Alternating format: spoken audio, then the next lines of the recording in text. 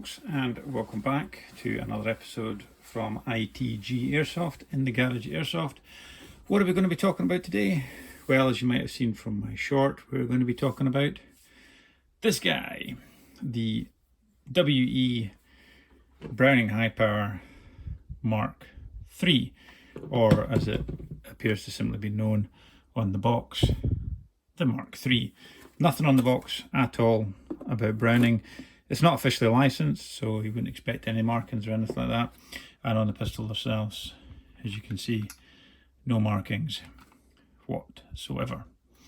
So, as I mentioned in the short, is this a cursed gun? What do I mean by that?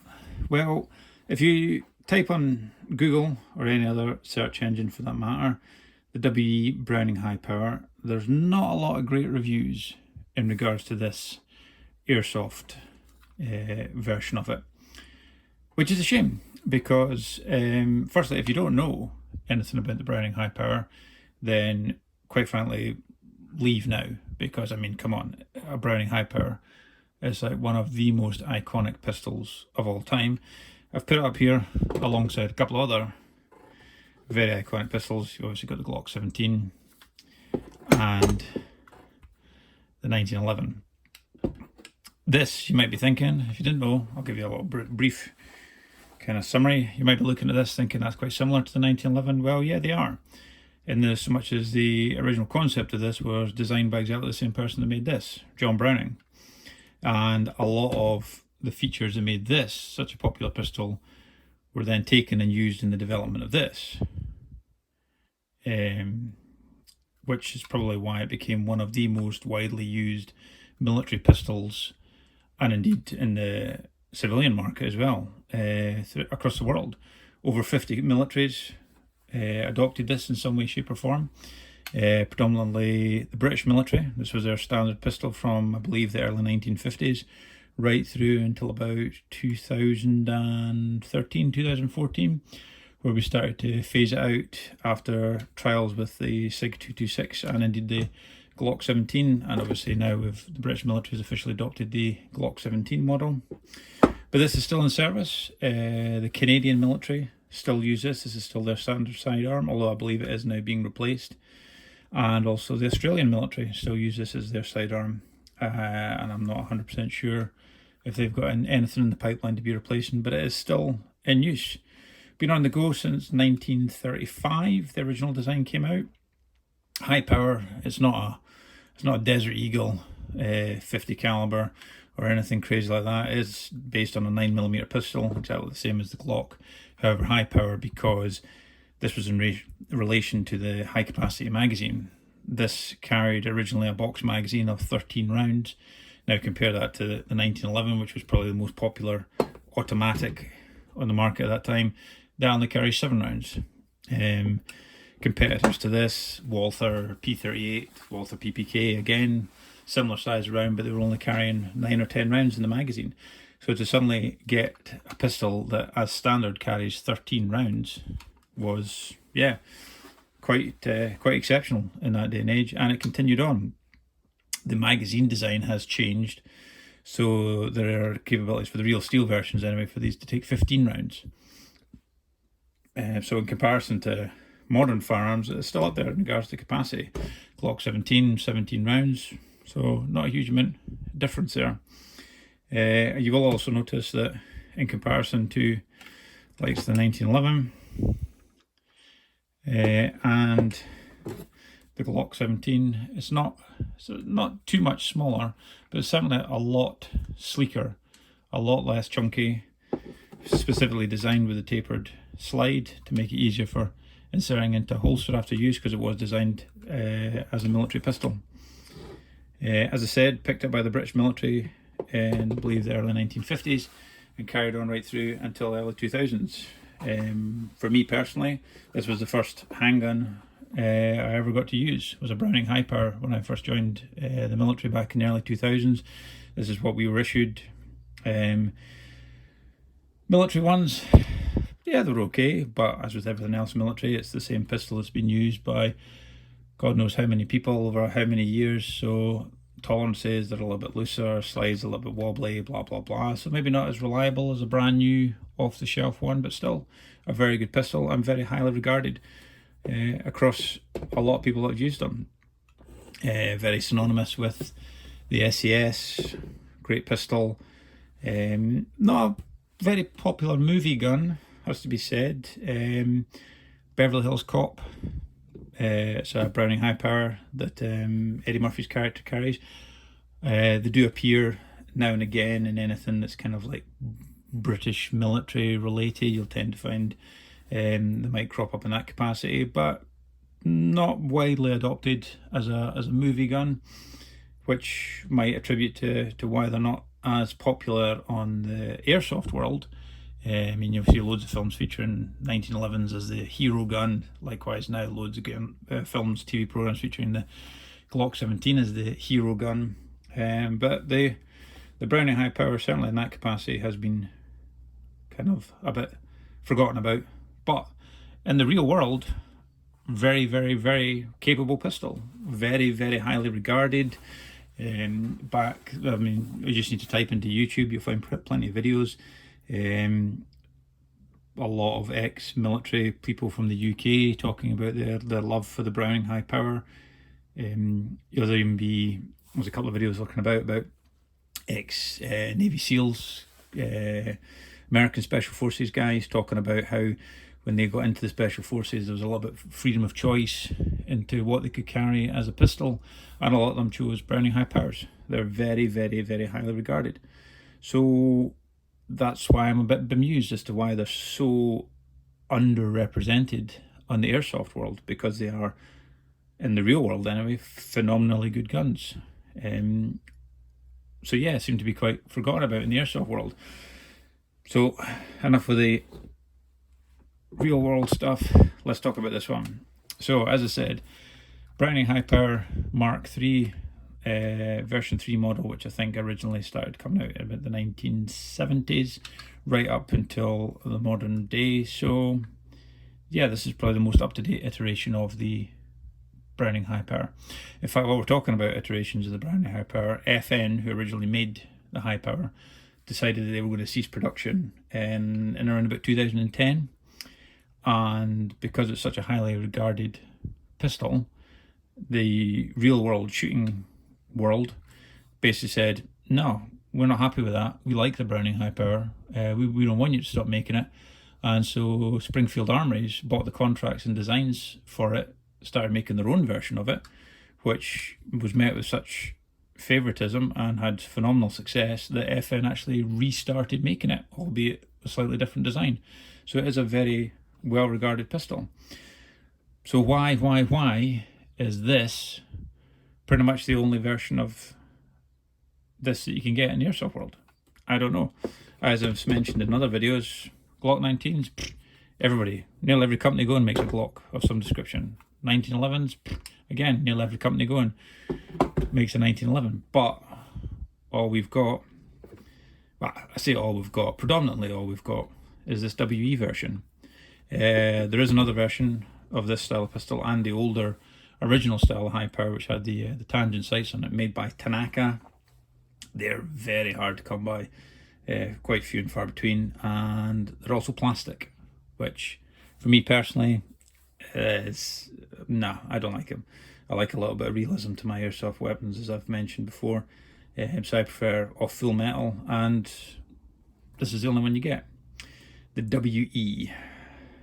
Yeah, mentioned before, I think when I was talking about the Glock, this one's made by Umarex, officially licensed, so you've got all the Glock trademarks and all this sorts of stuff. And so I mentioned how the build quality is maybe slightly better than you would get with other ones because it's officially licensed. Obviously this isn't officially licensed. I don't think WE does any official licensing products, and I'll have to say over the years build quality has been hit and miss, shall we say, hit and miss.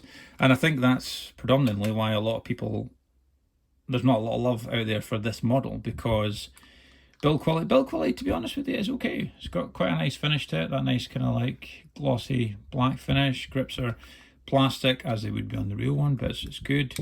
A little bit of slide rattle, but to be honest with you, build quality, externally and looks wise, it's pretty good. Comes with a threaded inner barrel there, so suppressor attachments are pretty good. Obviously it's not designed around a modern tactical pistol, so there's no rails or anything like that, but it's quite good.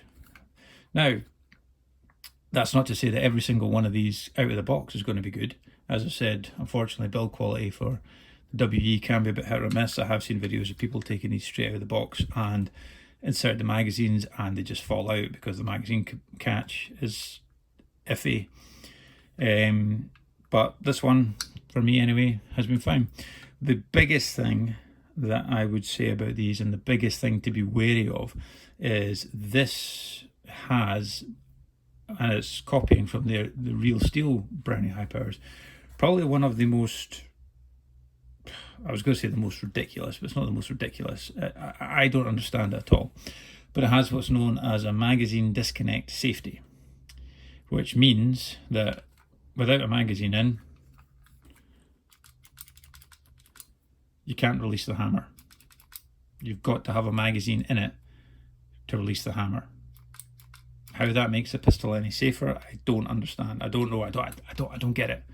And it's a big bugbear on the real steel versions as well. A lot of people don't like it. A lot of people, you can modify them to remove it, but I haven't done that yet. So, empty magazine, put that in, and now to release the firing pin. But it won't do that, as I've said, without a magazine in it. I don't get it. I think it's stupid. I would liken it to, remember lockdown, and we had to wear face masks everywhere, and every once in a while you'd come across these people that are wandering about with a face mask on, but it had it below their nose, so it's not really kind of doing what it's supposed to do. So you kind of think, well, where's the logic behind that?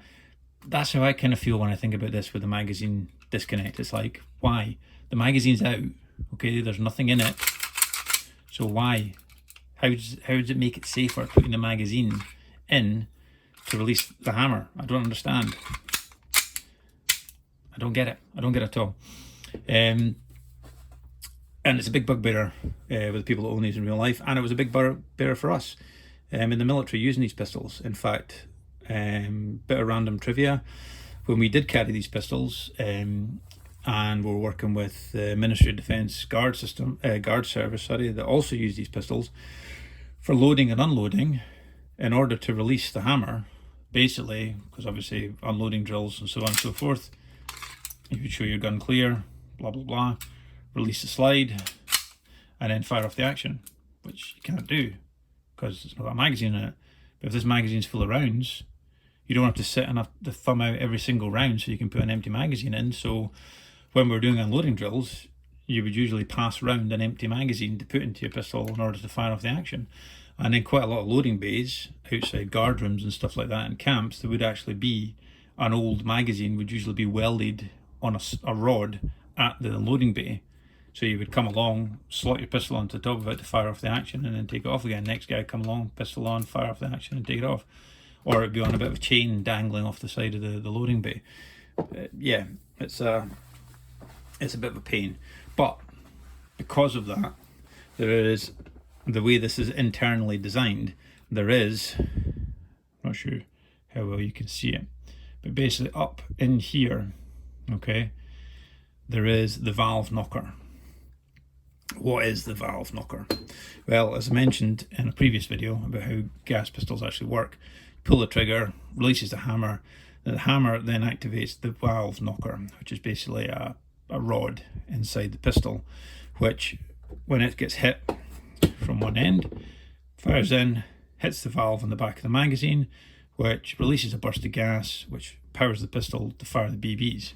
Okay, now the way this one is designed is, when the hammers, let's see if we can see it better.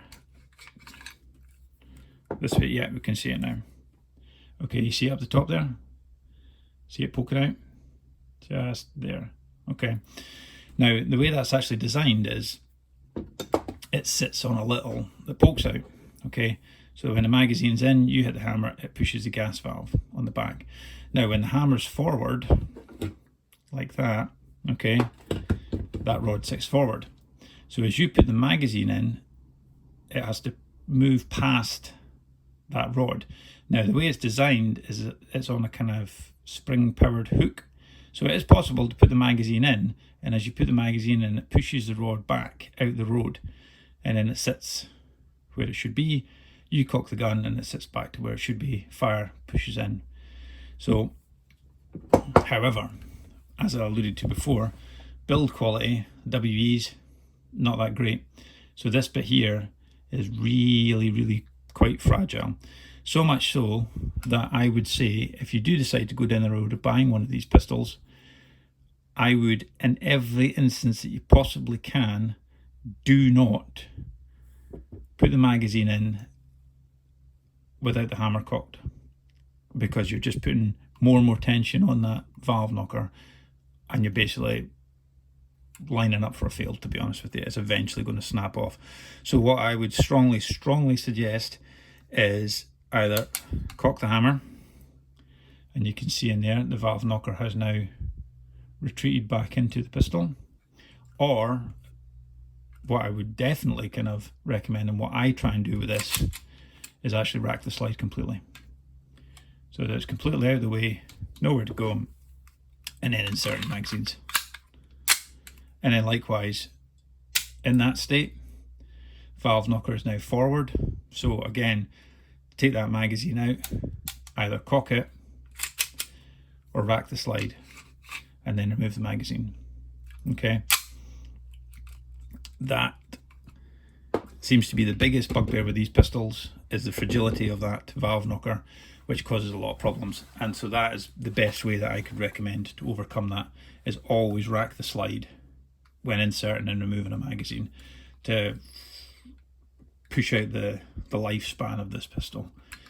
And yeah, hopefully it'll last a lot longer, and hopefully you'll get a lot more use out of it.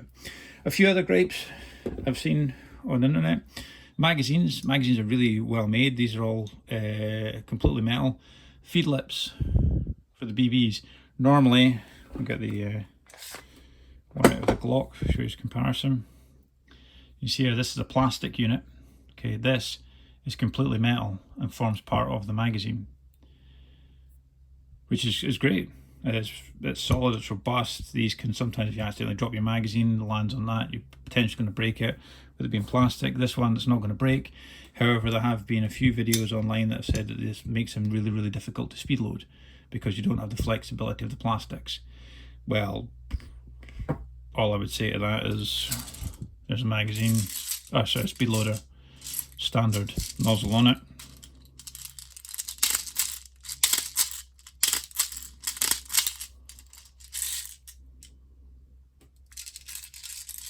Works fine.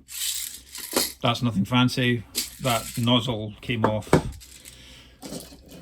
this speed loader, which are exactly the same, although this one, the plunger was starting to play up, so I swapped it onto this one. But that was just I think these were like 2 for $5 or something on Amazon. So yeah, doesn't need anything fancy. That overcomes that problem. Another issue that has been raised with it is the way the hop works. Yes, this pistol does have a hop unit, so I'll show that to you now. So stripping down, exactly the same as like a 1911 or anything like that. You've got your takedown bar here. This one here actually comes with an additional notch in the slide, so you can actually use the safety catch to hold the slide back. So you can pull out that, release the slide, it comes straight off. Now, this is a little bit of a strange design, the way this attaches together. It's on this loop thing here, which slots into the bottom of this. There have been a few comments made online about this possibly being quite fragile, just this kind of cast loop here. Might be, as I said, build quality of WEs aren't great, but that is pretty much like for a real Browning high power component. So if it does break, stick a real one in if you want to. You can get them from Brownells for about 20 quid. This hop unit here, to get the barrel out, the outer barrel out, I think you actually need to take the full gas unit out, because it doesn't have the removable bushing thing that the 1911 has.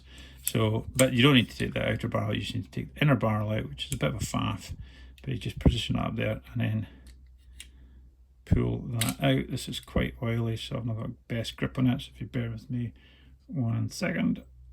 So as I said, it's just a little bit oily, so I wasn't getting a particularly good purchase on it, but this basically just slots out like so. Now this tiny little brass screw here is basically your hop adjustment. It is quite different to most hop units in the sense that at the end of the barrel there would normally be the round rubber hop, and then there'd be obviously a nub somewhere. You need to adjust that, push into the rubber to create the indentation, to create the backspin on BB. This doesn't have that. This is basically just got a rubber pad in the top of the barrel, so as you adjust this screw in or out, it puts pressure on to create more of an indentation, to create more backspin on the BBs for firing them out. This was shooting just a little bit high when I was trying it out earlier on, so I'll need a smaller screwdriver than that, but that'll be a job for another day. So that's how to adjust the hop. So it is a bit of a faff because you've got to take the whole inner barrel out, but then again, no more or no less than of a faff than the GHK Glock, where you've got to basically strip down the entire barrel unit to get into the barrel to adjust the hop, and that just sits back in there, and then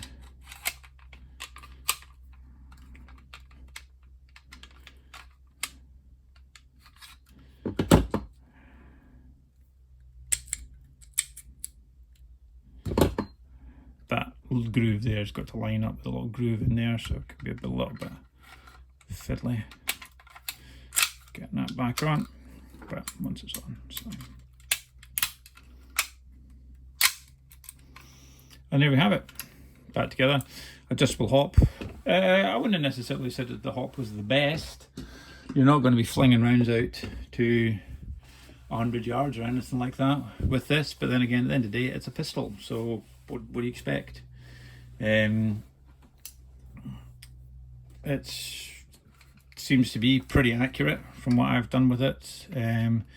Nice, good, it's got a nice good grip to it. I mentioned before in the Glock video, just with the angle of the grip handle, tend to find with Glocks, you tend to want to naturally kind of point them down slightly, so you've got to feel like you've got to kind of adjust your grip. This one's just got a very nice kind of grip in the hand. Nice, good, solid shooting position.